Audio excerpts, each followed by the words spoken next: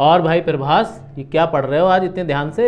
कुछ नहीं यार, ये देख रहे हो इंटरनेशनल लेवल पर तो प्रॉब्लम्स कम ही नहीं हो रही हैं। क्यों, अब क्या हो गया?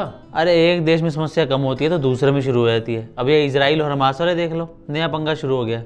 इससे क्रूड ऑयल महंगा होगा और महंगाई का सीधा असर हम जैसे लोगों पर पड़ेगा। लेकिन अगर इसको इन्वेस्टमेंट के रूप में देखें तो एक अच्छा मौका भी तो हो सकता है हमारे लिए। मौका? कैसा मौका भाई? अरे इस समय क्या है, इजराइल और हमास के युद्ध की वजह से गैस और ऑयल के दाम ऊंचाई पर हैं और इस वजह से इन कंपनियों के शेयरों में भी तेजी आई हुई है। इन कंपनियों के शेयरों में तुम इन्वेस्टमेंट करोगे तो इसमें तुम्हें फायदा भी तो हो सकता है। अच्छा।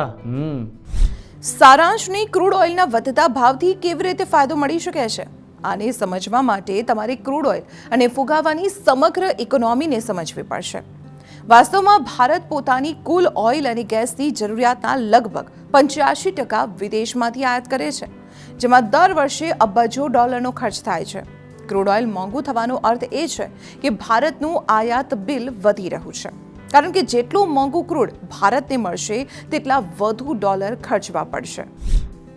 જો મોંઘા ક્રૂડ ઓઇલની સાથે કરન્સીમાં પણ નબળાઈ આવે તો દેશનું આયાત બિલ વધુ વધે છે અને તેનાથી મોંઘવારી પણ વધે છે।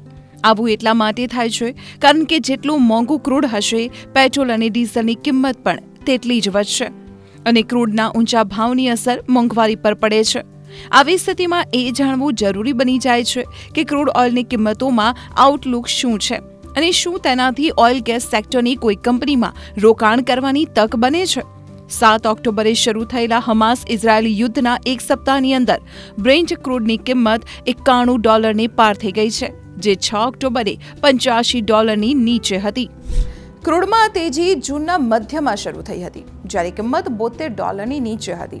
ત્યાંથી લગભગ 3 મહિનામાં બ્રેન્ટ ક્રૂડની કિંમત $97 ઉપર, એટલે કે 10 મહિનાની ઊંચી સપાટીએ પહોંચી ગઈ।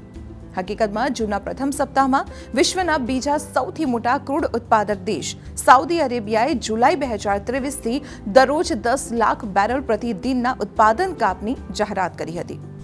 અગાઉ એપ્રિલમાં ઓપેકમાં સમાવિષ્ટ 8 દેશોએ રોજના 11.6 લાખ બેરલ પ્રતિદિનના સ્વૈચ્છિક ઉત્પાદન કાપની જાહેરાત કરી હતી। એટલું જ નહીં, ઓક્ટોબર 2022માં પણ તમામ ઓપેક દેશોએ મળીને ઉત્પાદનમાં દરરોજ 20 લાખ બેરલનો ઘટાડો કરવાનો નિર્ણય કર્યો હતો, જેથી ક્રૂડના ભાવને સપોર્ટ મળી શકે। ફેબ્રુઆરી 2022માં શરૂ થયેલા રશિયા યુક્રેન યુદ્ધ પછી રશિયા પર લાદવામાં આવેલા પ્રતિબંધો હોય કે પછી ઓપેક દેશો દ્વારા ઉત્પાદનમાં કાપ અથવા હમાસ ઇઝરાયલની લડાઈ, આ બધાને ધ્યાનમાં રાખીને આ વર્ષે અત્યાર સુધી બ્રેન્ટ ક્રૂડની કિંમત $70 નીચે નથી ગઈ। સપ્ટેમ્બરના ઉત્તરાર્ધમાં ગોલ્ડમેન સાક્સે જણાવ્યું હતું કે વધતી માંગ અને ઉત્પાદનમાં કાપને કારણે ઓપેક દેશો 2024માં બ્રેન્ટને $80 થી $105 રેન્જમાં રાખી શકે છે। બીજી તરફ મોર્ગન સ્ટેનલીએ 2023ના ચોથા ક્વાર્ટર માટે કિંમતોનો અંદાજ $82.5 થી વધારીને $95 કરી દીધો છે। આ સિવાય 2024ના પહેલા ક્વાર્ટર માટેનો અંદાજ $12.5 થી વધારીને $92.5, બીજા ક્વાર્ટર માટે $10 વધારીને $90, ત્રીજા ક્વાર્ટર માટે $7.5 વધારીને $87.5 અને ચોથા ક્વાર્ટર માટે $5 વધારીને $85 કરી દીધો છે। જેપી મોર્ગને તો 2026 સુધીમાં ક્રૂડનો ભાવ ફરી $150 સુધી પહોંચવાની शक्यता પણ વ્યક્ત કરી છે। मुझे लग रहा है कि ये जो ब्रेंट क्रूड के जो दाम है वो एक रेंज में रहेंगे। वर्स्ट केस मुझे लगता है कि $100 हो सकते हैं and in near term support में $86-87 के करीब बढ़िया सपोर्ट है। बट अगर नेचुरल गैस की अगर बात करें तो यहाँ पे एक इंटरेस्टिंग फॉर्मेशन बना है। $3 के ऊपर ट्रेड करना यानी कि नेक्स्ट लेवल्स 3.5 के होते हैं और $3 के ऊपर ट्रेड करना यानी it's like long term resistance के ऊपर ट्रेड करने जैसा है।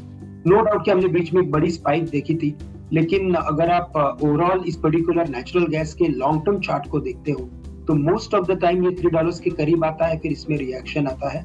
बट इस बार $3 के ऊपर अगर ये कंफर्टेबली ट्रेड अगर कर लेता है, सस्टेन अगर हो जाता है और 3.5 के बैरियर को क्रॉस कर देता है तो फिर ये सिचुएशन को समझना थोड़ा मुश्किल हो जाएगा। ક્રૂડ ઓઇલ અને નેચરલ ગેસના ભાવમાં વધારાને કારણે ONGC, oil India, એચઓઈસી, RIL, Vedanta જેવી ઓઇલ એન્ડ ગેસ ઉત્પાદક કંપનીઓ ઉપરાંત સેલન એક્સપ્લોરેશન, જિંદાલ ડ્રિલિંગ, ડોલ્ફિન જેવી ઓઇલ ગેસ એક્સપ્લોરેશન સંબંધિત સેવાઓ પૂરી પાડતી કંપનીઓને પણ ફાયદો થાય છે। સાથે IGL, ગુજરાત ગેસ જેવી ગેસ વિતરણ કંપનીઓને પણ ક્રૂડ ઓઇલના વધારાથી પરોક્ષ રીતે ફાયદો થાય છે. આનાથી ગેસના ભાવ પણ વધે છે અને ગેસના ભાવ વધવાથી પેટ્રોનેટ, LNG, ગેલને ફાયદો થાય છે. તો બીજી તરફ ઓઇલ માર્કેટિંગ કંપનીઓ એટલે કે OMCs જેવી કે HPCL, BPCL, IOC ને નુકસાન થાય છે, કારણ કે ક્રૂડના ભાવમાં વધારાથી આ ત્રણેય કંપનીઓનો ખર્ચ વધે છે અને માર્જિન પર દબાણ લાવે છે. વધેલા ખર્ચને પાસ ઓન કરવા માટે આ કંપનીઓ પેટ્રોલ, ડીઝલ, ATF, LPG વગેરેના ભાવમાં વધારો કરે છે. હવે મોટો પ્રશ્ન એ છે કે ક્રૂડ ઓઇલ અને નેચરલ ગેસની કિંમતોના આઉટલુકને ધ્યાનમાં રાખીને ઓઇલ ગેસના સ્ટોકમાં શું કરવું જોઈએ? कि मुझे लगता है कि इस पर्टिकुलर न्यूज फ्लो के बेसिस पे अगर किसी एक स्टॉक को चुनना है तो मैं कहूंगा कि रिलायंस इंडस्ट्रीज को इसका बेनिफिट होता है, बिकॉज इसके मार्जिन्स फिर बढ़ जाते हैं. और रिलायंस इंडस्ट्रीज जो अभी 2320, 2315 के करीब ट्रेड कर रहा है, फंडामेंटली काफी अट्रैक्टिव है. 2600 के लेवल्स एक्सपेक्टेड है. और अभी भी अगर देखा जाए तो ओवरऑल कंपनी का जो 50% बिजनेस है वो ऑयल एंड गैस से ही आता है. तो मुझे लगता है कि रिलायंस इंडस्ट्रीज के ऊपर सबसे पहले फोकस करें. और इसके अलावा अगर आप देखें तो फिर मुझे लगता है कि शायद जो LPG या उससे रिलेटेड कंपनीज है जैसे कि IGL है, MGL है, वहाँ पे हमें लगता है कि थोड़ी बढ़ोतरी मिल सकती है देखने के लिए. बट जैसे कि ओवरऑल एक फंडामेंटल्स बने हुए हैं और जैसे गवर्नमेंट की तरफ से जो एक सब्सिडी के ऊपर जो ऑलरेडी काम किया गया हुआ है, मुझे लगता है कि कोई बड़ा बेनिफिट और किसी कंपनीज को आना मुश्किल है. बट ये इसके नेगेटिव इम्पैक्ट काफी आ सकते हैं, जैसे कि सीमेंट कंपनीज है या तो जो FMCG कंपनीज है वहाँ पे इसका इम्पैक्ट रहेगा. पेंट कंपनीज है, इनके कॉस्ट ऑफ प्रोडक्शन में बढ़ोतरी होगी और इसी वजह से हमें लगता है कि ये पर्टिकुलर स्पेस में थोड़ा और प्रेशर बनेगा. તો સ્પષ્ટ વાત એ છે કે ક્રૂડ ઓઇલ અને નેચરલ ગેસની કિંમતોમાં ઉછાળાથી ઓઇલ ગેસ ઉત્પાદક અને એક્સપ્લોરેશનના બિઝનેસ સાથે સંકળાયેલી કંપનીઓને ફાયદો થાય છે. એટલે ક્રૂડમાં વધારાનો ફાયદો ઉઠાવવા માટે કોઈ નાણાકીય સલાહકારની મદદથી સિલેક્ટેડ ઓઇલ ગેસ શેર્સમાં ખરીદી કરી શકાય છે.